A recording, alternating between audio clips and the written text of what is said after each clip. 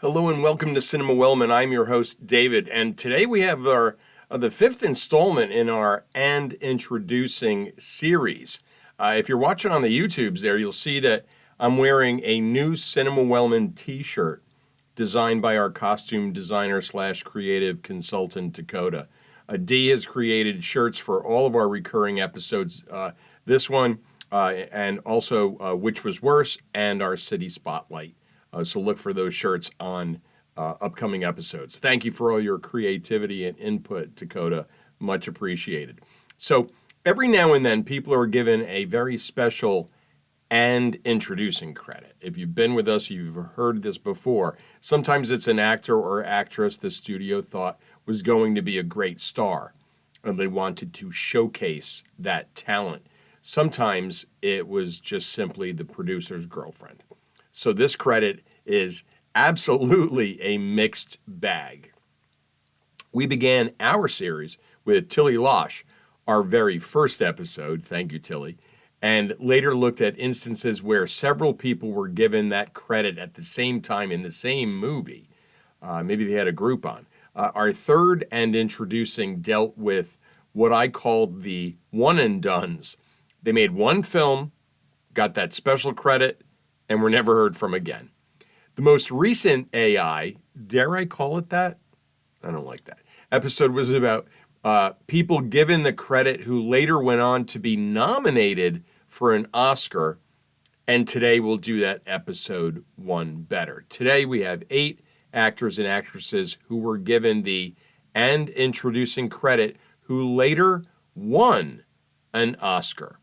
That's some prescient prognostication there. That's Criswell stuff. And please remember that, like many of the lists found here at Cinema Wellman, this one is made up of movies and performances that I have seen. I'm sure there are way more than 8 performers out there who have accomplished what we're going to be discussing today. I can't comment on things I haven't seen. If you see this and I haven't seen it, send it to me. Have you seen this and introducing? Always looking for that. Take a picture of it. Send it to me. Cinema Wellman. What is it? I haven't used it. It says cinemawellman@gmail.com. There you go. Email it.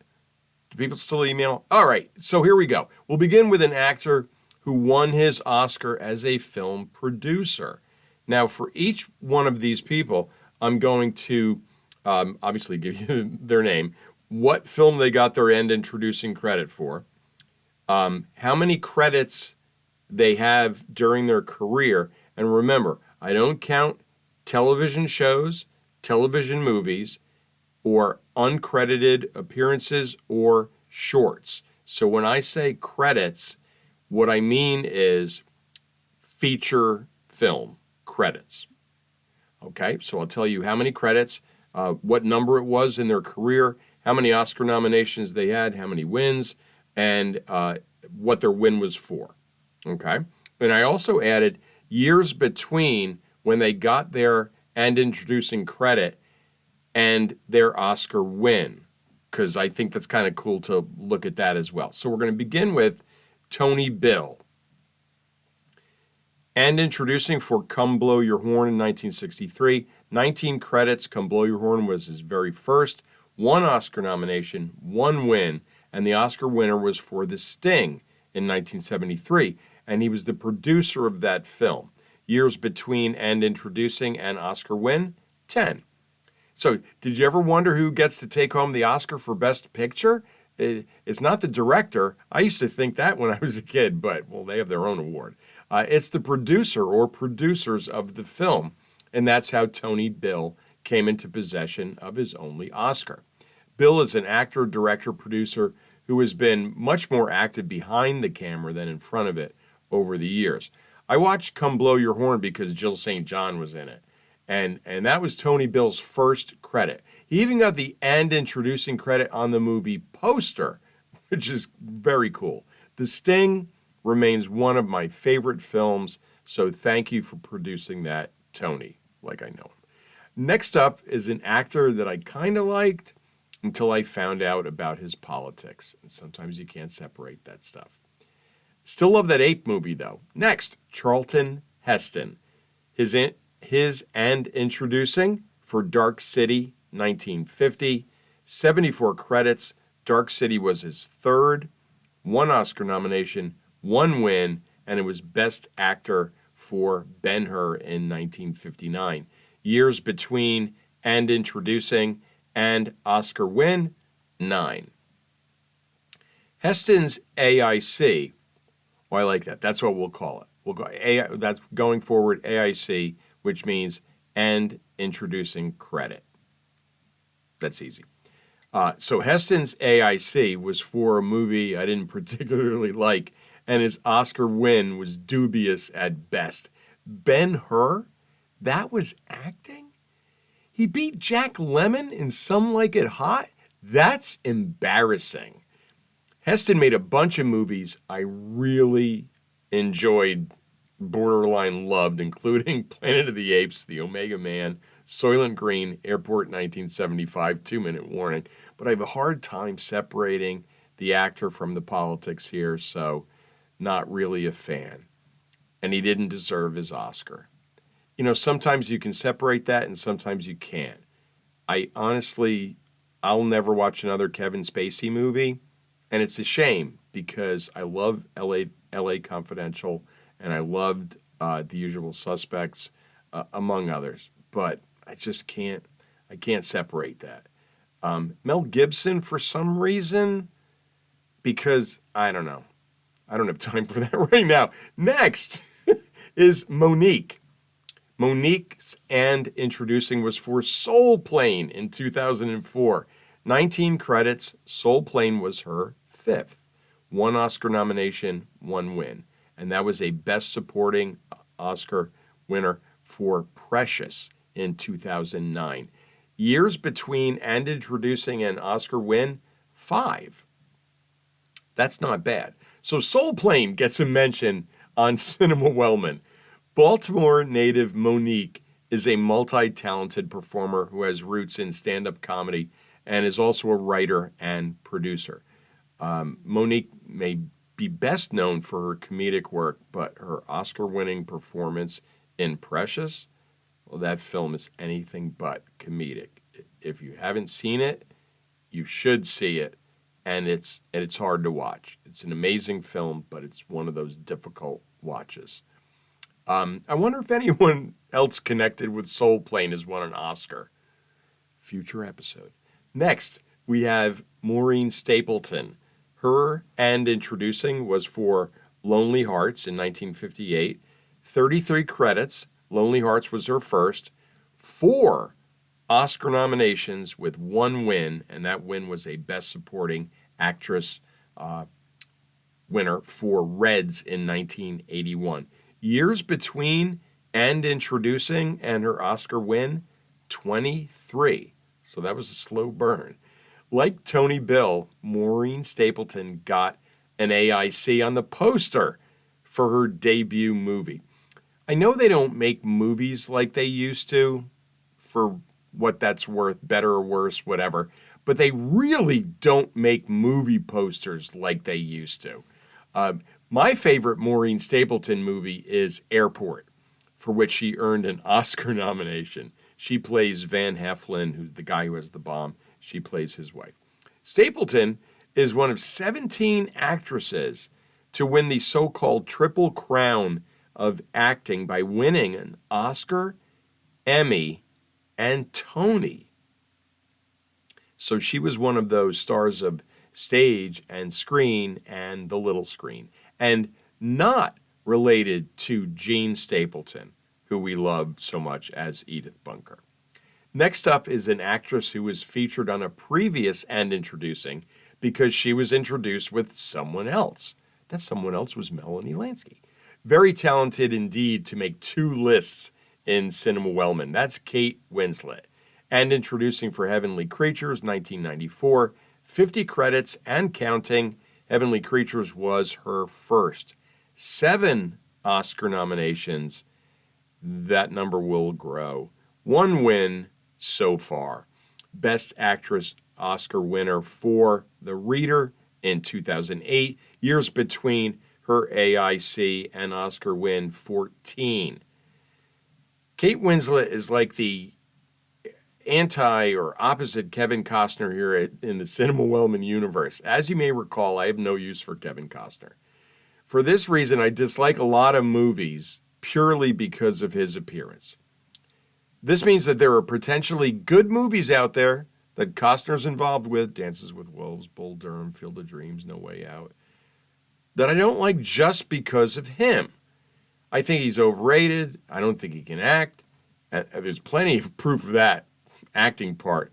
Take a look at The Postman, Waterworld, Draft Day. Just dismal. Now, the Kate Winslet parallel as the anti-Costner is due to the fact that I think Winslet is a tremendous actress who's extremely talented. That being said, I hate a bunch of movies she's in, even though I love her. Sense and Sensibility, Titanic, The Reader, Avatar, The Way of Water. She was in that? Was she blue? I blocked that out of my mind.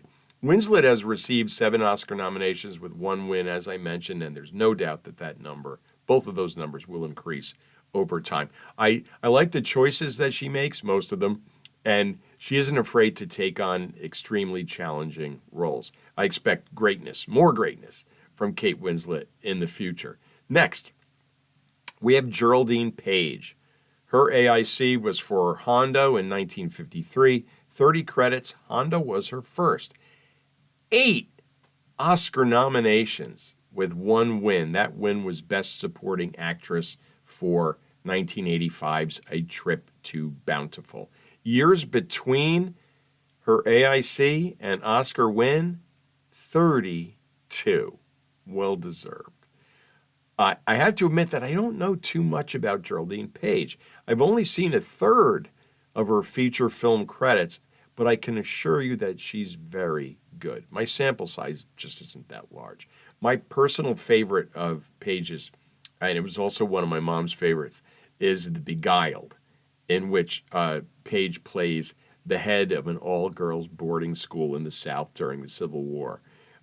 Injured Union soldier Clint Eastwood finds refuge at the school. And I won't spoil the rest because you really should see it if you haven't.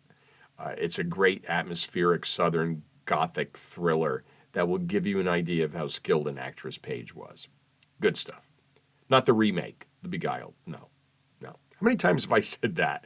Next up is a 3-time Oscar winner who died on her birthday. Oh, that happens more than you think. Ingrid Bergman. And I was just thinking of my college roommate, Rob Parnagoni, because every year that I was with him for my birthday, when he wished me happy birthday, he then followed it up with, a lot of people die on their birthday. Thanks for that. All right. Ingrid Bergman. Her AIC was for Intermezzo in 1939. 46 credits.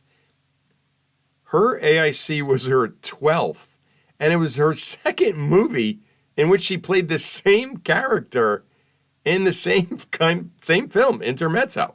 1936, I think, and then 1939, and that's when she got her AIC for her 12th.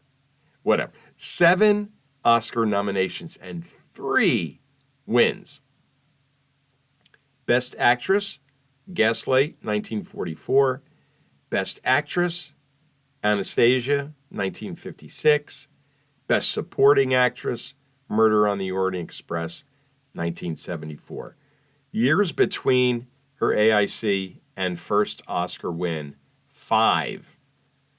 Now, whenever the topic of all-time greatest actresses is brought up, Ingrid Bergman is mentioned, usually along with Katharine Hepburn and Meryl Streep, and I have no issues with any of that. Bergman was an accomplished actress that could handle any role. She sometimes played the victim, but leaned towards playing strong, intelligent women. She played Joan of Arc in 2 different movies. She was also very beautiful, which added to her versatility. I still think it's funny that her AIC was for Intermezzo, her 12th role, and the second time she played that same character in a movie titled Intermezzo. Bergman was also in Casablanca, so she immediately became one of my all-time favorites after seeing that for the first time. Other Bergman favorites of mine include Gaslight, Spellbound, Notorious, and Cactus Flower. You really can't go wrong when you see Ingrid Bergman in the cast of a movie. You know you'll be guaranteed a quality performance. And last but certainly not least on today's list is one of my all-time favorite actors, and my mom loved him as well. 8-time Oscar nominee Jack Lemmon. Jack Lemmon's AIC was for It Should Happen to You in 1954. 55 credits. It Should Happen to You was his first. As I mentioned, 8 Oscar nominations with 2 wins. Best Supporting Actor for Mr. Roberts in 1955. Best Actor Oscar winner for Save the Tiger in 1973. Years between his AIC and first Oscar win, 1, which is the shortest span of anyone on today's list. Mr. Roberts, Some Like It Hot, The Apartment, Days of Wine and Roses, The Fortune Cookie, The Odd Couple, Save the Tiger, The Prisoner of Second Avenue, The China Syndrome, Missing. That list of classic films, some considered among the all-time best, all star the phenomenal Jack Lemmon. Armed with one of the best smiles in the history of smiles, Lemmon excelled when playing the everyman. He was equally adept at playing a supporting actor or leading man, as is evidenced by his winning Oscars in both categories. Jack Lemmon was a fantastic comedian whose facial expressions were worth thousands of words, but he was also an exceptional dramatic actor playing multi-layered and complicated characters. Glengarry Glen Ross, which wasn't on the list because if you've been with me from the start on this show, you know my story about Glengarry Glen Ross. Jack Lemmon co-starred with some of the finest actresses in film history, including Shirley MacLaine, Marilyn Monroe, Natalie Wood, Janet Leigh, Rita Hayworth, Lee Remick, Sophia Loren, and Margaret. But Lemmon's best on-screen chemistry may have been with someone who's not on that list at all, someone much less attractive than those talented women. Walter Matthau and Jack Lemmon worked together on over 10 films, and they were magic together. They were the original odd couple. The two were lifelong friends, and they're buried about 50 feet from each other, which I think is really nice. Lemmon's headstone simply reads, Jack Lemmon in... That's wild. That's awesome when you think of it, as in he's starring in something. Jack Lemmon in? That's all it says. My personal favorites of Lemmon are Mr. Roberts, The Days of Wine and Roses, The Apartment, and The Odd Couple. My mother was a big fan of Shirley MacLaine and loved The Apartment. There were more than a few connections between this list and Jean. Her pictures here in the studio. And I can't help but think of my mom whenever I see Jack Lemmon. She also had a wonderful smile. Well, that's a wrap from here at Cinema Wellman for and introducing Oscar winners. We hope you'll return next week when we look at the best and worst movies screened here at the cinema during the month of May. Spoiler alert, there will only be one film on the worst list for May because it was so bad that it needs a solo spotlight. Not sure how some of this stuff gets made. Well, enjoy the holiday weekend. Be safe, have fun, and take care.